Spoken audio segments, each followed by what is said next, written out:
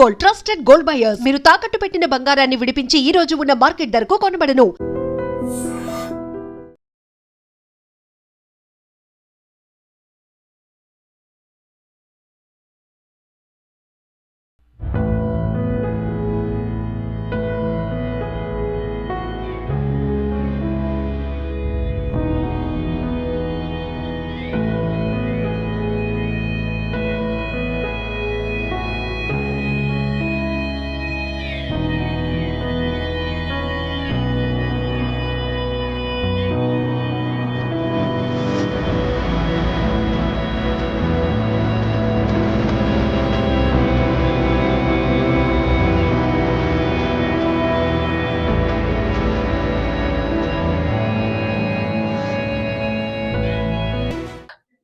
తుని మండలం సిహెచ్ అగ్రహారంలో 3 ఏళ్ల పాప జాహ్నవి కనిపించకుండా పోయి ఇప్పటికి 6 రోజులైపోతోంది.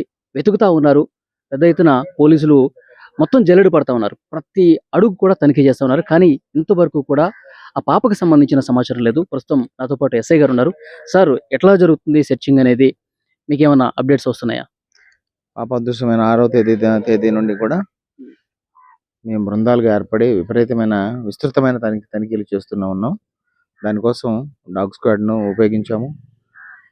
సాంకేతిక పరిజ్ఞానంతో డ్రోన్లు, మోషన్ డిటెక్షన్, క్యాప్చరింగ్ డ్రోన్స్ అయితేనేమి, మాకు సాంకేతిక పరిజ్ఞానంతో ఇంకెవరన్నా కొత్త వ్యక్తులు ఇటువైపు వచ్చారా ఏంటి వాళ్ళ జాడ తెలుసుకున్నాకు మా పోలీసు దర్యాప్తులో భాగంలో కొన్ని మార్గాలు ఉంటాయి.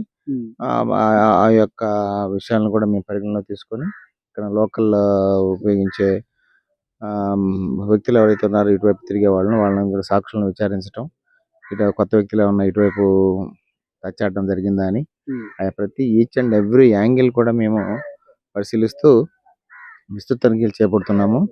ఈ 48 ఎకరాల పామాయిల్ తోట అయితేనేమి, దీని వైపు ఉన్న పెద్ద కొండ ఉంది. ఆ కొండ ప్రాంతం కూడా పూర్తిగా గాలించడం జరిగింది. దీనికోసం విపత్తు నివారణ SDRF బృందాలు వాళ్ళ సహాయం తీసుకుంటున్నాం. మా పోలీసు ప్రత్యేక ANS పార్టీలు, మా యొక్క జిల్లా యంత్రాంగం, పోలీసు యంత్రాంగం మొత్తం కూడా సుమారు 120 మంది గాలింపు చర్యల్లో నిమగ్నమై ఉన్నాం. ప్రస్తుతం ఈ రోజు కూడా కొనసాగుతూ ఉన్నాయి. ఈ సార్, పాప తల్లి చెప్తా ఉంది, కొన్ని రోజుల క్రితం ఒక కారు విషయంలో కొంతమంది వ్యక్తులతో మాకు గొడవ జరిగిందని చెప్పి మాట్లాడారు. అంటే వాళ్ళ మీద ఏమన్నా అనుమానం ఉందా? వాళ్ళు ఎవరో కనుక్కున్నారా? వాళ్ళని ఏమన్నా ఇన్వెస్టిగేట్ చేయడం జరిగిందా?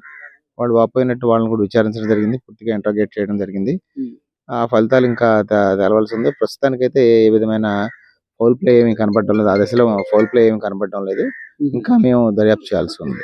ఓకే సార్, పాప ఎంత దూరం వరకు నడుచుకుంటూ వెళ్ళుంటుందని చెప్పి అనుమానిస్తా ఉన్నారు? చివరిసారిగా చూసిన వ్యక్తికి అయితే సుమారు ఇక్కడ నుంచి 200 మీటర్ల వరకు, 150-200 మీటర్ల వరకు నడుచుకుంటూ చివరిసారిగా కనపడింది 12 గంటల ప్రాంతంలో 6వ తేదీన.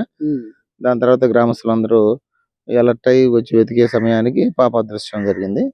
దానికోసం అంతా మొత్తం వాళ్ళు కూడా గాలింపు చర్యలు చేపట్టాడు. మా పోలీసులకు తెలవంగా మేము కూడా పోలీసులు కూడా మా ఎస్పీ గారు ఆదేశాల మీద సుమారు 120 మందికి తగ్గకుండా వచ్చి పోలీసు అంతా కూడా ప్రత్యేక బృందాలకు వచ్చేసి. సార్, చివరిసారి ఒక వ్యక్తి తారసపడ్డాడు కదా, సో అతన్ని మీరు ఇన్వెస్టిగేట్ చేసినప్పుడు అతను ఏ విషయాలు చెప్పాడు సార్?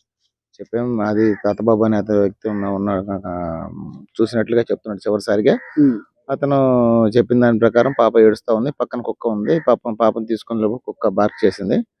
అతను భయపడి ఇదే విధంగా వైల్డ్ గా ఉంది కదా, అలానే ఉందనిపించి భయపడి అతను విలేజ్ లోకి వెళ్ళి స్నేహితుల సాయంతో వచ్చి తల్లిదండ్రులను అలర్ట్ చేసి వెతకడం ఆరంభించారు.